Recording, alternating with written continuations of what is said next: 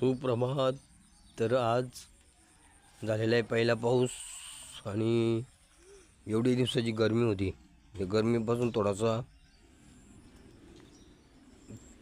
काय बोलते त्याला थोडासा आराम.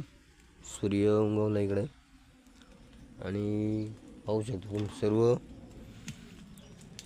शांत झालेलं एकदम गार. आणि ती लोक सकाळी मोठ्या घेऊन आलेल्या आहेत. मोठ्या म्हणजे मोहाचा झाड असतो, मोहाचा सगळ्यांना माहीत असेल. त्या मोहाच्या बिया त्यापासून तेल काढतात, फुलांची दारू करतात, सालीचा पण काहीतरी उपयोग होतो, म्हणजे त्या झाडाचा पूर्ण उपयोग होतो. तर पाहू शकता आज झाडांना किती आनंद झाला असेल. एवढ्या दिवस भर उन्हामध्ये बिचाऱ्यांना सहन करत होता एवढं ऊन. बघा आज झाडं सगळी शांत झाली आहेत, एकदम गार वाटतो झाडांना.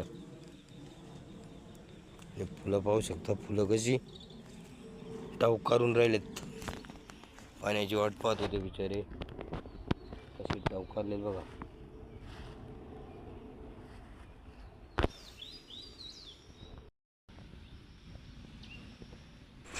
आणि हा बघा तिवलाचा पक्षी आहे. 5 ग्रामचा होईल, पण त्याला किती मजा वाटली पाण्यात. किती बागडतो बघा तो पाण्यामध्ये.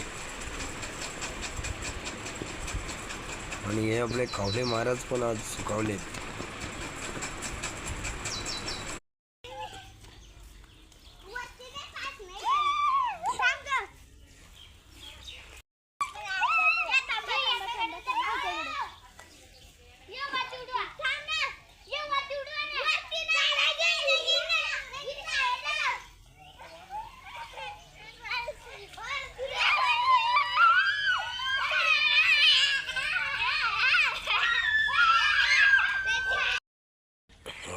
हा जंगली झाड आहे, जंगली केलीचा.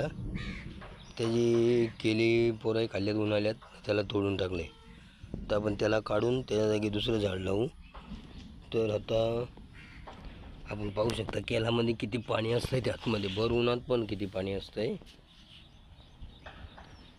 जर तुम्ही कधी जंगलामध्ये रस्ता चुकले, भरकटले तर पाण्याची सोय नाही झाली, तर केलीचं असं कोण हे भेटलं त्याला तोडलं तर पाहू शकता तुम्ही पाणी भेटेल आपल्याला आतमध्ये.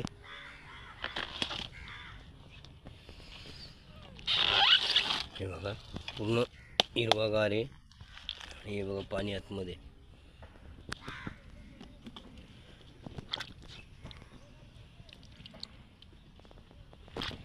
आणि हे स्टोनसाठी पण खास औषध असते.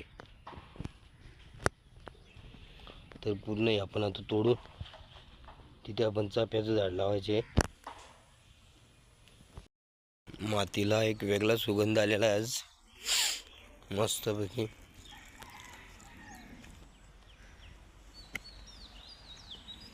गंध मातीचा बोलतात तसं छानपैकी. आणि हे बघा आपण इथे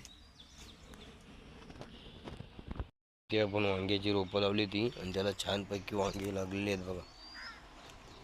मस्त वांगी लागलेली आहेत. आणि आपल्या शेताला पूर्ण सेफ्टी वॉल आपण नाही बांधली, पण ही जाली बघा कशी मारले, पूर्ण नेट मारलेली आहे इकडे पण. त्या नेटचा काही भाग तुटलेला आहे इथे. हा बघा, हा भाग तुटलेला आहे नेटचा. आणि त्याला एक साप अडकला होता, मोठा दामन. तर वर कावल्याचा घरटा आहे, आणि कावल्याच्या घरट्यात कोकिलीने अंडा घातला होता, आणि त्याचा एवढा मोठा पिला झाला होता तर कावल्याही खाली ढकलून दिलाय. बिचारा आता मरेल, त्याविषयी त्याला आपण पाणी पाजू आता. हा बघा कोकिलेचा पिला आहे.